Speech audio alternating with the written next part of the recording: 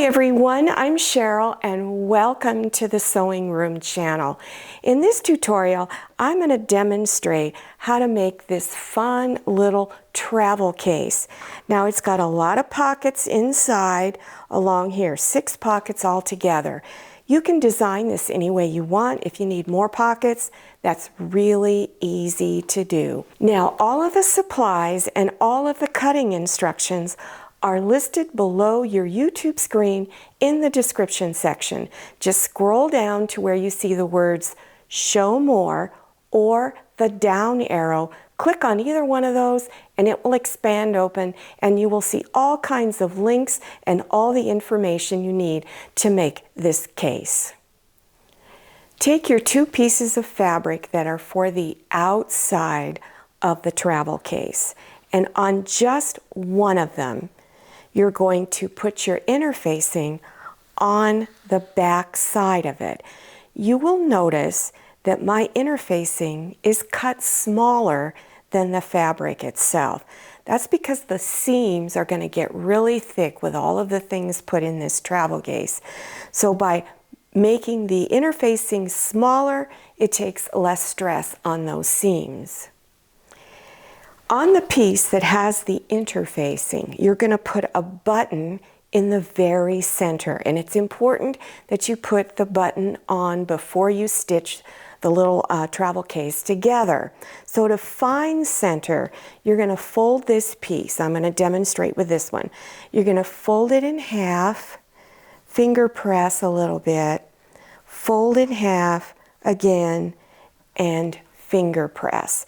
And then in the center of those creases is where you will put the button.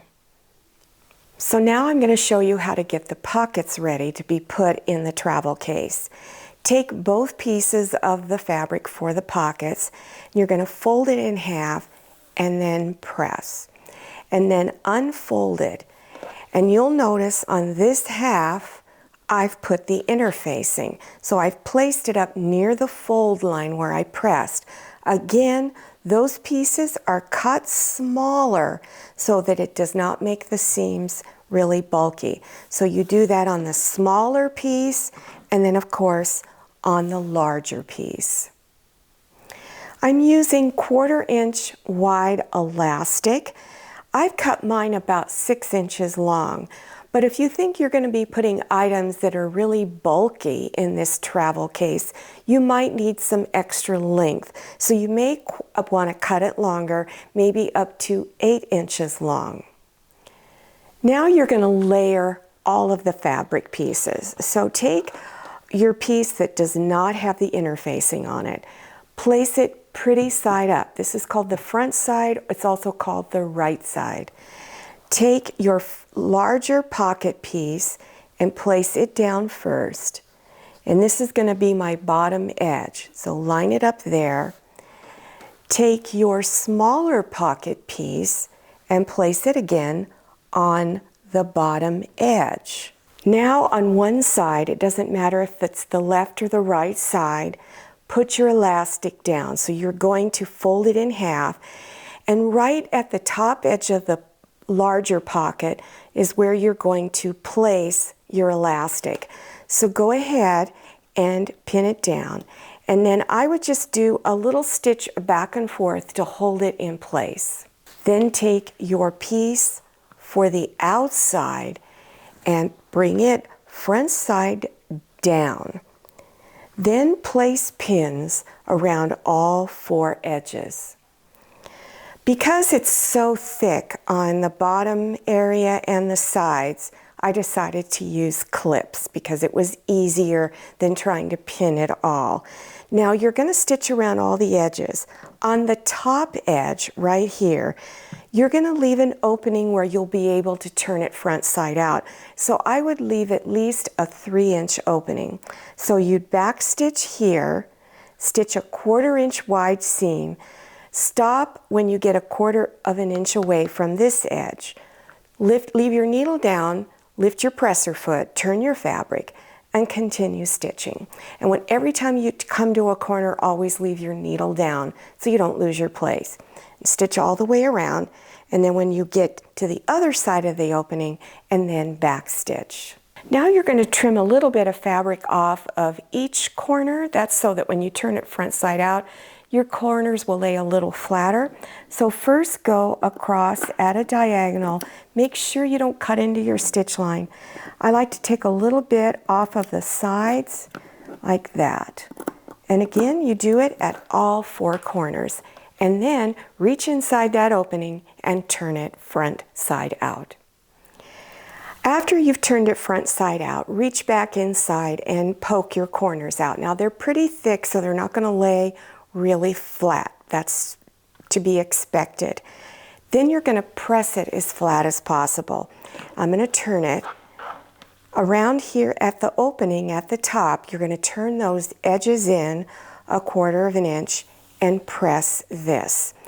Then when you're done pressing, stitch about 1/8 inch from the edges all the way around all 4 sides. The last step is to mark where you want your pockets to begin and end. So I'm going to make mine about 4 inches wide. You can make them any width you want, but I'm just going to divide it up into thirds. So I'm going to place my ruler, put the 4-inch line on the outside edge, try to line it up as straight as possible, and then taking a fabric marking pin, drawing a line. Then I'm going to turn it, go 4 inches from this edge, and draw a line. After you draw your lines, I would place some pins along here to keep the fabric in place. Then you're going to stitch all the way down from one end to the other. Now if you're worried about the marks on here, if you're using a fabric marker that's designed to disappear, make sure you know which kind you have. I'm using a water-soluble one, so when I'm done stitching, all I have to do is spray a little water on it and it disappears in a few seconds. If you have a heat-sensitive fabric marker, then you would use an iron and press over it and it'll disappear. But if you use a water-soluble one, then you press over it, your lines become permanent. So make sure you understand which ones you want. Also, while you are stitching, I would back stitch a little bit at the top edge of each pocket. And then when you're done, all you have to do is slip whatever items you want in them. Now again, you can make your pockets any size you want. You might want to slip your items in there before you decide how to divide up your pockets. Make sure everything's going to fit properly. When you're done, you can either roll it up or fold it like this, turn it over, and wrap this around your button. And there you go. Well, I hope you enjoyed this tutorial and that you learned something new. This is a quick little bag or travel case to make. Now you could, if you wanted to, put your sewing items in here and you can take it to a sewing class with you. Again, you can make this any size you want. If you need it bigger in any way, whether it needs to be taller or wider, that's really easy to adjust the measurements of your fabric. Now, if you're interested in other beginners sewing projects, I have a lot. So there will be links listed below your YouTube screen in the description section. Now, I also have sewing tips that come out every Wednesday, and I also have cross-stitch tips. So make sure you subscribe so you get all of that information. While you're checking out my description section, make sure you follow me on Instagram and check out my Facebook page. Thank you so much for watching. I'll see you next time, and happy sewing. If you like the Sewing Room channel, one of the best ways to show your support is to subscribe by clicking on that red subscribe button and give this video a thumbs up. And don't forget to click on share to share this video with your friends. And make sure you click on the bell so you receive notifications for all my new videos. I'm Cheryl. This is Manny and this is Scotty. See you next time.